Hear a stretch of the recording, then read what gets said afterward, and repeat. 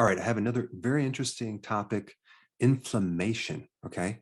Now, inflammation is a normal healing repair process. But the problem is when your body has chronic inflammation, all sorts of destruction can occur. And also an infection against a virus or a bacteria or another pathogen, it's our own body's reaction to that pathogen that creates the damage. In other words, it's our own immune inflammatory condition that creates the collateral damage that we should be concerned about and understand thoroughly in order to counter all this damage. I mean, think about a cytokine storm where you have this hyper-inflammatory immune response in your lungs. And doctors will give you prednisone, which is a synthetic cortisol to help calm it down, but it's the excess amount of inflammation that really creates this collateral damage. And then you have autoimmune diseases, right? Crohn's, rheumatoid arthritis, even alopecia, which is like patches of your hair falling out, is an autoimmune disease. And the common theme for autoimmune diseases is inflammation. So if you can get rid of inflammation, you can get rid of the complications and symptoms and problems with that autoimmune disease. Then you have old injuries where the body then creates this inflammation that then can persist chronically over years, creating all sorts of scar tissue, stiffness. And I have firsthand knowledge of that with my left elbow, with my back, with my ankles from all the massive injuries that I've experienced. And out of all the drugs, the top selling drugs, the number one worldwide selling drug is Humira. What is that drug for? Inflammation. And so a tremendous amount of people on this planet have too much inflammation. Now, before I get into the causes of inflammation, I want to touch on a new word that you may never heard before. It's called inflammatory onchotaxis. Now, what is that? It's a phenomenon where cancer tends to spread into areas of mechanical injury to your body. So we're talking about old injuries where there was inflammation, and that can be from many different things. You could have food irritation to your colon, where you have this repetitive inflammatory response in your colon where the cancer spreads into. It could be in the lungs where you're a chronic smoker, where you had inflammation. It could be in the arteries due to high levels of glucose because you are on a high carb diet. Or it can actually travel into breast tissue because you had some type of injury to your breast tissue. I mean, this is important data because this gives us prediction on where we might get cancer. So that way we can do something about it before we get cancer. All right, let's start with number one, the first cause of inflammation. This is a lack of cortisol. It's the main anti-inflammatory hormone in the body, cortisol. And so how would you get a lack of cortisol? Well, guess what? By having too much cortisol. Too much cortisol, just like too much insulin, creates cortisol resistance. And so you have the situation where you actually have a lot of cortisol flowing through your bloodstream because you're under a lot of stress, but it's not effective. It's not working. So if you look at a condition like Cushing syndrome, where you have high levels of cortisol, all the symptoms really relate to a deficiency of cortisol. That is because the receptors become resistant when you have high levels of that hormone flowing through your bloodstream. Same thing happens with diabetes. With diabetes, you have high levels of insulin because the glucose is high, but it doesn't work. That's why the blood sugars start going higher, because there's nothing there to push it down. Insulin is supposed to lower the blood sugar, but if it's ineffective, it's not going to do that. So any condition where you have an itis, whether it's bursitis, arthritis, tendinitis, usually involves a lack of cortisol because you have too much cortisol, and that's creating the resistance. Too much cortisol is very toxic, just as too much insulin. So it's just one way your body tends to protect against excess amounts of cortisol. But in the process, it gives you a lot of other symptoms. Now, just so you know, the best thing for anything related to itis is vitamin D. And I'm going to get to some of the remedies after I'm done with the causes. But what you should know is any condition where you have a need of prednisone or more cortisol because you have inflammation, you can substitute that with vitamin D. And at least doses of 10,000 IUs but probably 20 or 30 or even 40,000 IUs to create the effect, because vitamin D is the best anti-inflammatory. And it's not really even a vitamin, it's a hormone, which acts very similar to cortisol. All right, the next cause of inflammation is allergies, okay? So you have the obvious food allergies, like you're allergic to dairy. Now that could be casein, the protein in milk. And so if you eat dairy, it's going to create a constant inflammatory condition in your digestive system. What about gluten? That's the protein in wheat. How many people are allergic to gluten? Many, many people. And even if you don't have an allergy to gluten, you can have a gluten sensitivity. Or dairy, you might have lactose intolerance, right? You're not tolerant to the milk sugar. So all these things can create inflammation. And then you have environmental allergies, right? So you have, I don't know, let's say you're allergic to ragweed or something like that. That's exposing your sinuses or your throat or your lungs to this environmental allergy, and it's creating an irritation and inflammation. Or what about poison ivy? If I come, I don't know, 300 feet next to poison ivy, I'll start itching. So I am deadly allergic to poison ivy, and I seem to get it every single year. And at this point, I can't take anything for it because it doesn't work. And then you have another type of allergy where you're allergic to your own tissues. Okay, that's called autoimmune. And you might not look at it like an allergy, but it's really an allergy to your own tissues where your immune system is attacking itself. You developed antibodies against your own tissue. And that could be for any tissue, like Hashimoto's, which is an allergy to your own thyroid hormones. You can have lupus, where you have this allergy to certain connective tissue, or you can have MS, where you have this allergy to your own myelin sheath in your brain. Myelin sheath is the coating around the nervous system. And if you think about what is the main treatment for autoimmune, Humira is one of the medications, but they also use prednisone because cortisol is a powerful anti-inflammatory. Cortisol has an immune suppressive action. It basically turns off the immune system. So it just turns it off. So now you don't have all these reactions. The problem is it comes with a package. If you have no immune system, you're more susceptible to having viruses invade the body and all sorts of things happening that you kind of lose your immune army. And in that process, without inflammation, without immune reactions, it can give you a whole series of additional problems. All right, number 3, let's talk about that. You have either acute infections or chronic infections. Now, it's pretty simple to understand. You get exposed to a virus or a bacteria, and then your immune system kicks in. You have this inflammatory reaction, and then it goes away.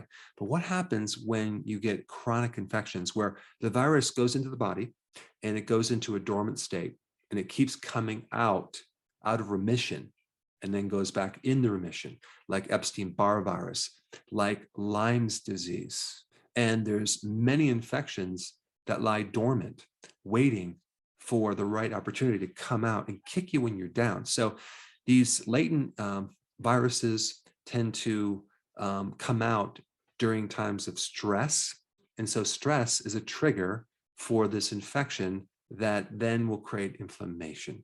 And so this just tells us that we need to strengthen our immune system. And the way to protect ourselves and prevent these viruses from coming out is just to stay super healthy, and then you're protected. All right, number 4, gut inflammation. So whether someone has an ulcer or gastritis or irritable bowel syndrome or some autoimmune disease, there could be several causes of this inflammation in the gut. Mainly it's going to be foods, okay? Now that could be a food allergy.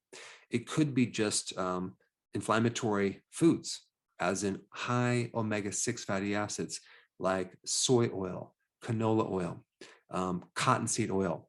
These oils are so pervasive in our food supply, and you're going to be very susceptible to getting ulcers and inflammation in the gut, and even having a weak spot. So cancer can actually go into that area. Now, what about constipation?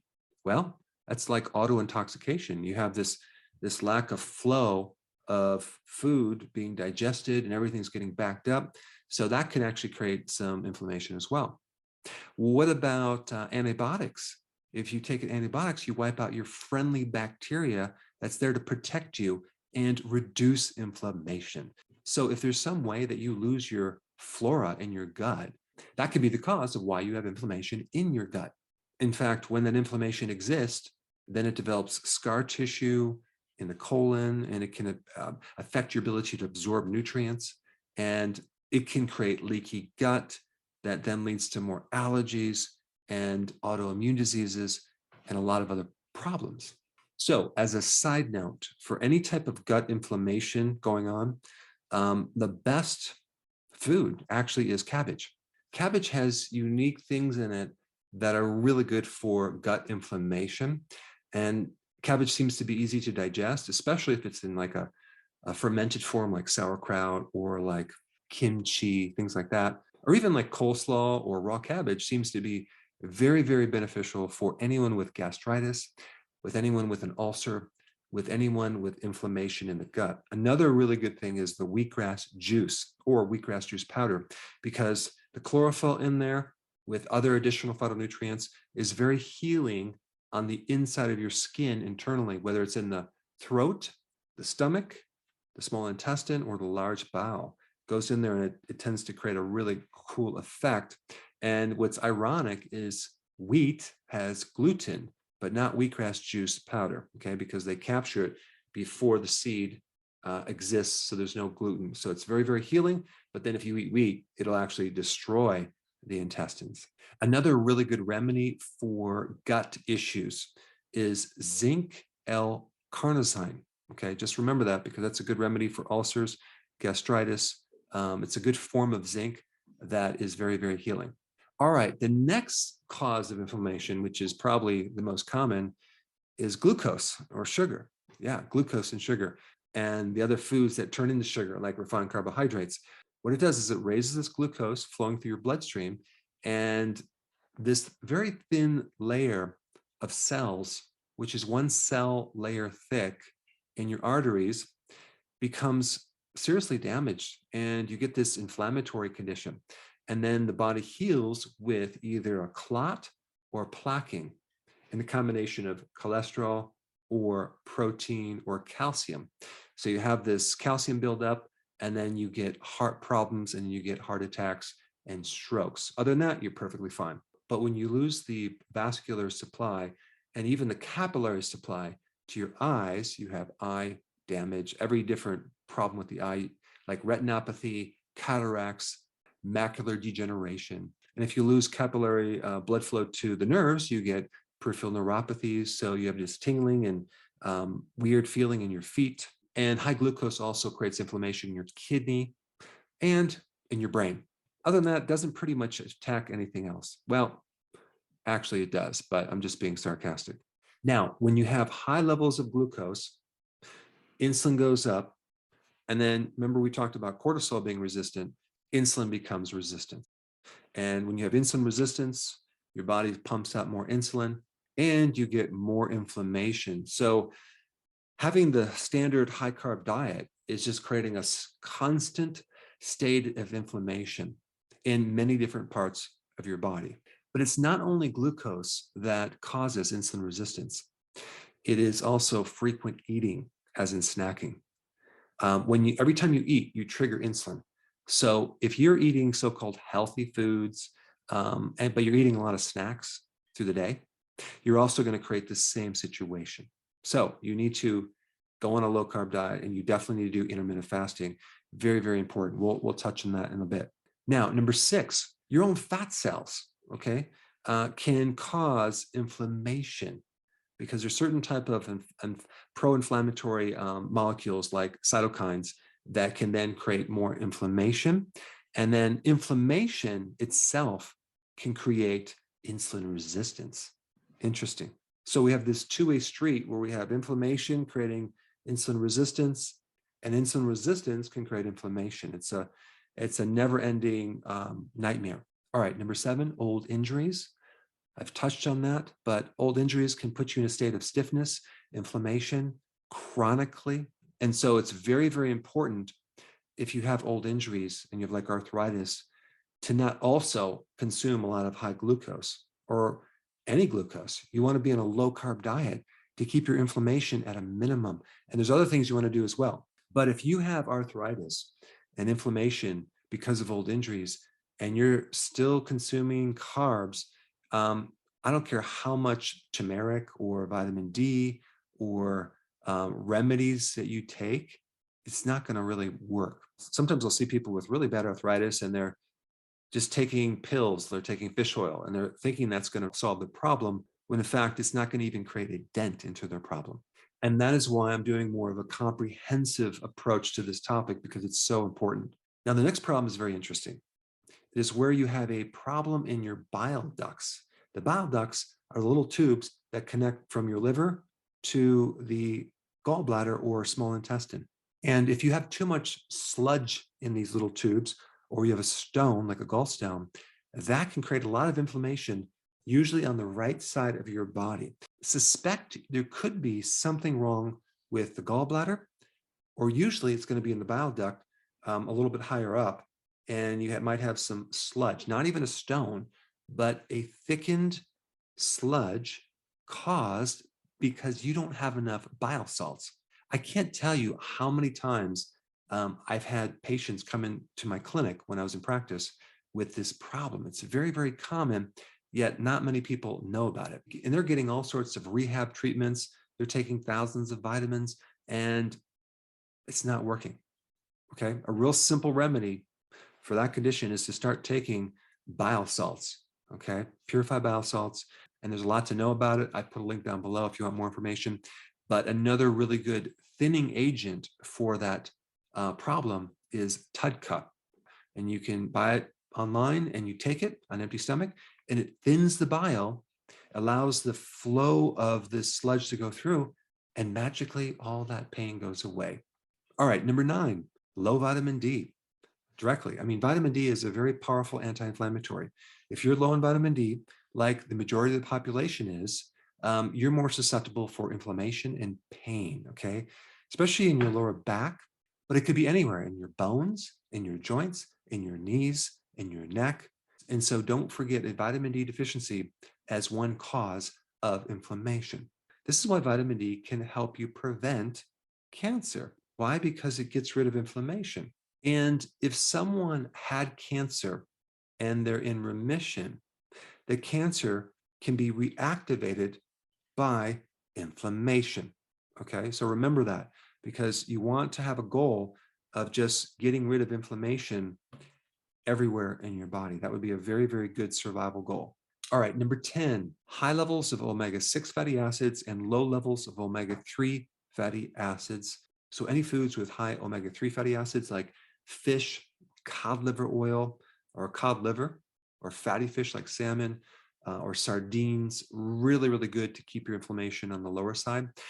Some people that start fasting may develop inflammation because they're not consuming any omega-3 fatty acids. So anytime you're doing prolonged fasting, I always recommend taking the electrolytes, B vitamins, but also omega-3 fatty acids, because I've observed people getting arthritis when they're fasting, and they think it's a side effect from fasting, but really it's just a side effect because you have no omega-3 fatty acids. Omega-3 fatty acids are essential fatty acids. What does that mean, essential? It means that your body needs them and you can't make them, so you need to get them from the diet. And without them, you're going to have problems. And also on top of that, another compounding problem is we have way too much omega-6 fatty acids, and that's all the vegetable oils, which are really seed oils, grain oils, really, really bad, but it's in our food supply. It's definitely in any fast food restaurant you go to, or a lot of just regular restaurants. They'll put so much soy oil and corn oil in their cooking, whether it's eggs or something deep fried or whatever. So I always, when I go to a restaurant, I'll ask the chef, like, what type of oil do you use? And you'd be shocked to find out it's going to be something like soy oil. I will just not eat foods that are cooked with soy oil. And also start reading your ingredients, like in your dressings, right? If it says anything with soy oil, canola oil, cottonseed oil, I would avoid it, even if it's organic, okay? Your salad dressing should be olive oil and vinaigrette, something like that, or avocado oil. All right, then we have environmental toxins like plastics in the environment. Silicone breast implants could be a source of inflammation, and the thousands of other chemicals that we are bathed in on a regular basis. Now, I want to mention number 12 a second time because it's very, very important. It's not only the glucose that stimulates inflammation, it's the frequent eating because of the high levels of insulin. So one of the most important things you can do on top of everything else if you have inflammation is go low carb, okay? But really do the healthy version of keto, because that way you're adding in more nutrients. You're not just focusing on low carb, you're focusing on high quality foods that also give you additional health benefits, like really, really great cruciferous vegetables and large amounts of salad, which have phytonutrients that are very, very anti-inflammatory with loads of antioxidants. Because when you have inflammation, you're getting a lot of free radical damage. So you want the antioxidants from the food, as well as you want the antioxidants from your own body. Your body makes endogenous antioxidants.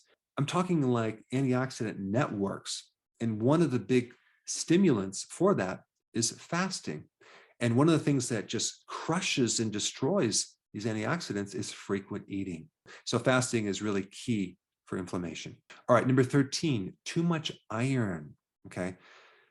Now, iron is a mineral. It's a trace mineral that you don't need in large amounts, and our bodies don't have mechanisms to get rid of iron. When you get an infection, both the good bacteria and the pathogens compete for this iron. Apparently, they eat iron. And so our bodies have this interesting mechanism to bind up iron during infections. And this is why people have a higher incidence of getting anemia when they have infections. And if you're deficient in iron going into an infection, and then you're coming out of an infection and you're fatigued and you have anemia, it could mean that you need more iron. And that's just a side note, but some people that have like a post-COVID fatigue, sometimes they need some iron. But typically, you don't want to overdo it with iron, because too much iron in your liver can create cirrhosis and create a lot of inflammation and a lot of scar tissue and fibrosis in the liver. But iron in general, in large amounts, can create inflammation. All right, now that you know all the causes of inflammation, let's talk about what to do.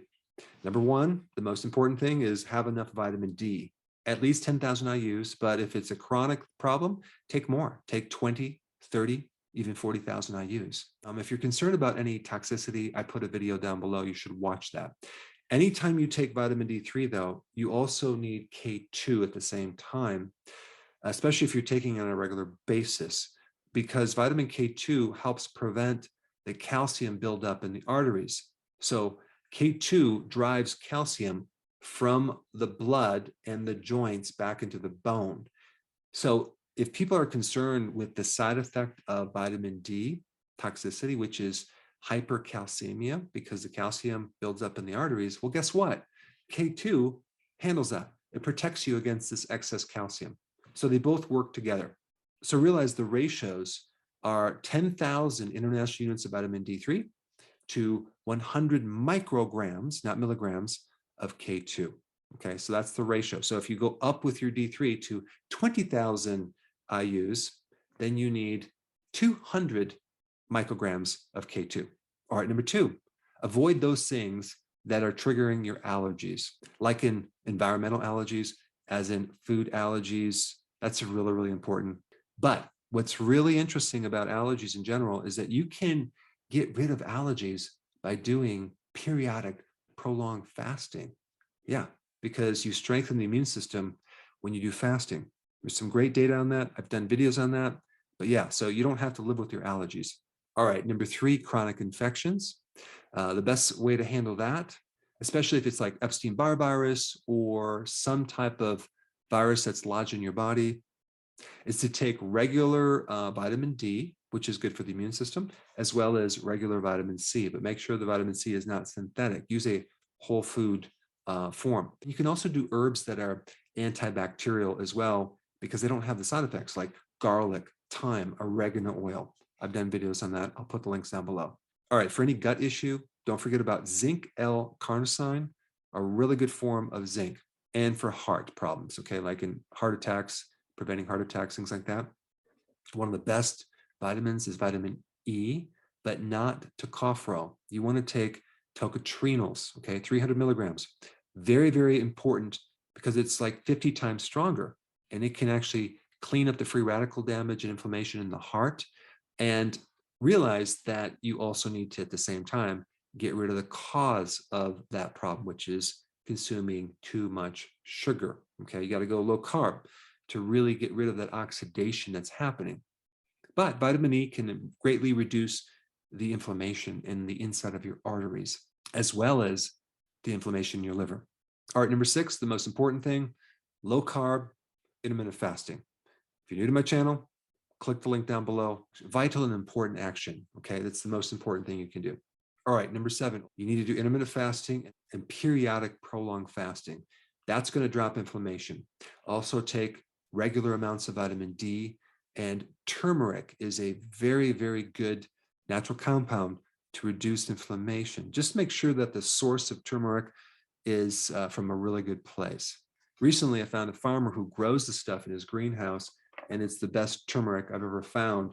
He dries it out, chops it up, and I buy it from him, and I actually chew it, and it is like explodes in your mouth, but it's a really good source. But there's a lot of herbal things you can take for inflammation, like stinging nettle root, another one of my favorites. All right, number 8, anytime you have right-sided inflammation or pain, don't forget purified bile salts, or TUDCA is a type of purified bile salts that you can take. But then you need to work more on the gallbladder and, of course, your diet as well. All right, number 9, start increasing your omega-3 fatty acids, which I talked about, and decreasing your omega-6 fatty acids. And number 10, be careful with the iron. So I wouldn't recommend cooking in iron skillets. I wouldn't recommend taking these multivitamins, the real popular ones with a lot of iron in them. Not a good idea. In fact, I'm very hesitant taking any vitamins with added iron unless it's in the right form.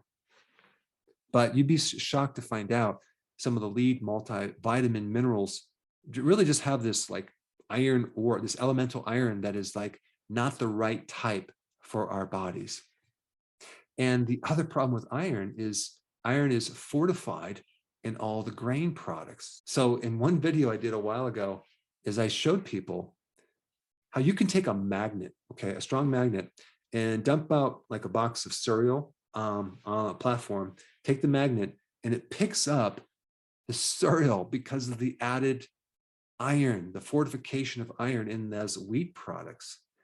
But of course, if you've been watching my channel, you're not consuming grains, so you're totally safe. All right, so now that you have a superior level of understanding about inflammation, I'm going to show you a great technique on how to get rid of pain, okay? Check it out, it's right here.